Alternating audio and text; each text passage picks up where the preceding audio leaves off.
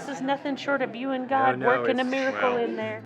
On December 29th, 2020, me, my dad, and my brother, we got into a car accident in Salida, Colorado. Yeah. Thank you.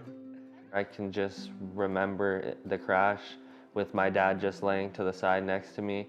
He died immediately, and my brother behind me just screaming. My bicep was torn out of my arm. My arm was broken in 2 spots, and it was just cut open all down here. I fractured the distal end of my femur.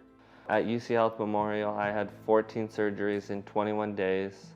At first, they thought they were gonna have to cut my arm off. To reconstruct that, we basically transplanted a muscle from the leg into the arm and sewed the blood vessels and the nerves into the blood supply and the nerve supply into the arm.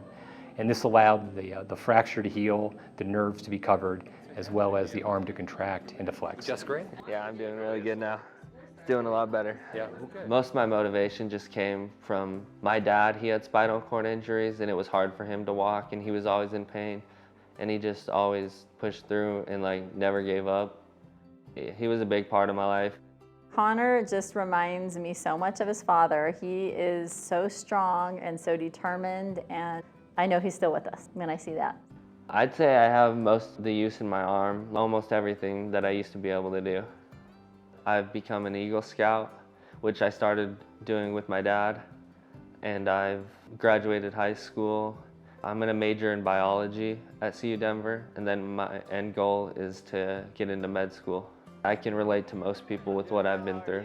Thank you for getting better. Konnor has made remarkable progress. The fact that he's going into medicine is just a huge thank you to all of us. Congratulations. Thank you.